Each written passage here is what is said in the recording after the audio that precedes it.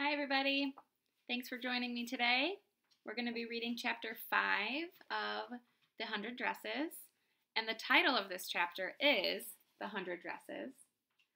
So last time we read about Maddie was thinking about what they'd been doing to Wanda, and she was really trying to push those thoughts out of her head. She was trying to forget all about Wanda.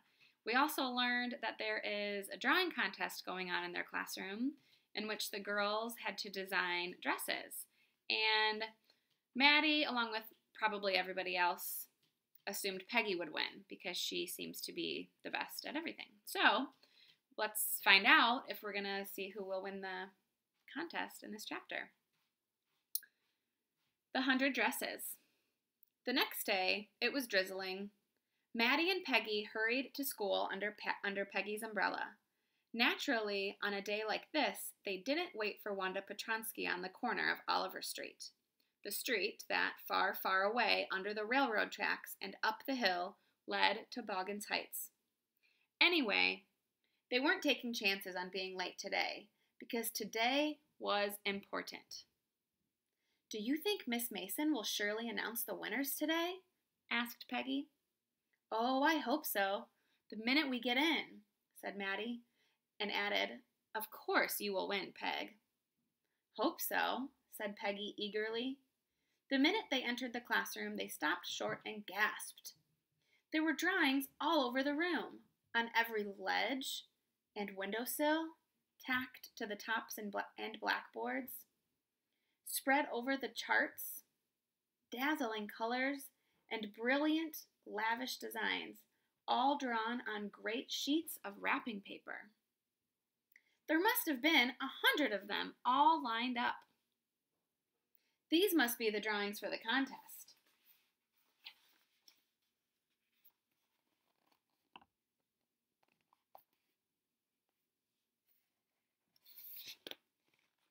They were.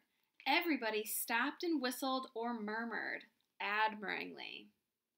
As soon as the class had assembled, Miss Mason announced the winners. "Jack Beggles had won for the boys," she said, and his design of an outboard motorboat was on exhibition in room 12, along with the sketches by all the other boys. "As for the girls," she said, "although just 1 or 2 sketches were submitted by most, one girl, and room 13 should be very proud of her. This one girl actually drew 100 designs, all different and all beautiful. In the opinion of the judges, any one of her drawings is worthy of winning the prize. I am happy to say that Wanda Petronsky is the winner of the girls' medal. Unfortunately, Wanda has been absent from school for some days and is not here to receive the applause that is due to her. Let us hope she will be back tomorrow. Now, class, you may file around the room quietly and look at her exquisite drawings." The children burst into applause, and even the boys were glad to have a chance to stomp on the floor, put their fingers in their mouths, and whistle, though they were not interested in the dresses. Maddie and Peggy were among the first to reach the blackboard to look at the drawings. "Look, Peg," whispered Maddie. "There's that blue one she told us about. Isn't it beautiful?" "Yeah," said Peggy. "And here's that green one. Boy, I thought I could draw." While the class was circling around the room, the monitor from the principal's office brought Miss Mason a note. Miss Mason read it several times and studied it thoughtfully for a while. Then she clapped her hands and said, "Attention, class! Everyone back to their seat." When the shuffling of feet had stopped and the room was still and quiet, Miss Mason said, "I have a letter from Wanda's father that I want to read to you." Miss Mason stood a moment, and the silence in the room grew tense and expectant.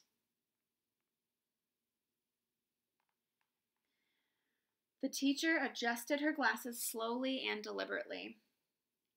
Her manner indicated that what was coming, this letter from Wanda's father, was a matter of great importance.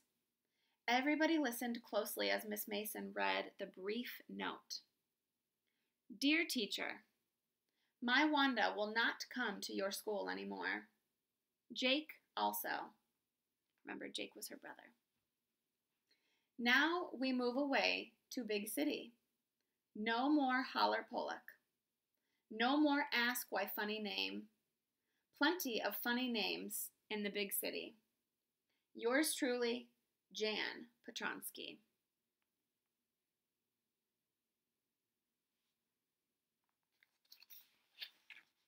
A deep silence met the reading of this letter, which means it got really quiet. Miss Mason took off her glasses, blew on them, and wiped them on her soft white handkerchief. Then she put them on again and looked at the class. When she spoke, her voice was very low.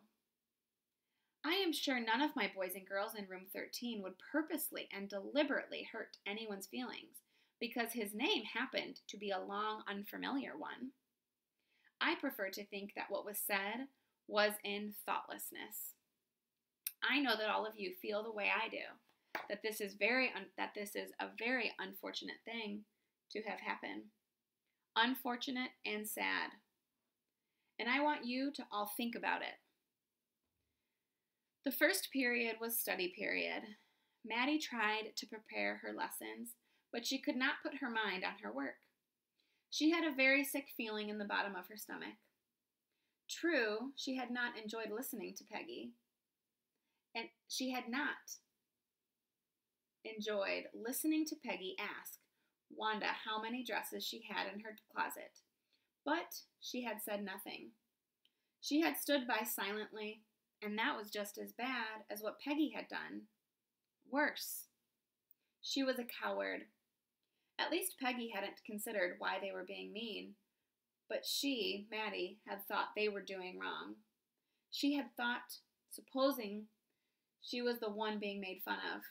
She could put herself in Wanda's shoes, but she had done just as much as Peggy to make life miserable for Wanda by simply standing by and saying nothing. She had helped to make someone so unhappy that she had to move away from town. Goodness, wasn't there anything she could do? If only she could tell Wanda she hadn't meant to hurt her feelings. She turned around and stole a glance at Peggy. But Peggy did not look up. She seemed to be studying hard. Well, whether Peggy felt badly or not, she, Maddie, had to do something.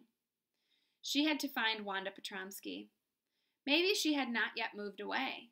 Maybe Peggy would climb the heights with her and they would tell Wanda she had won the contest and that they thought she was smart and the 100 dresses were beautiful.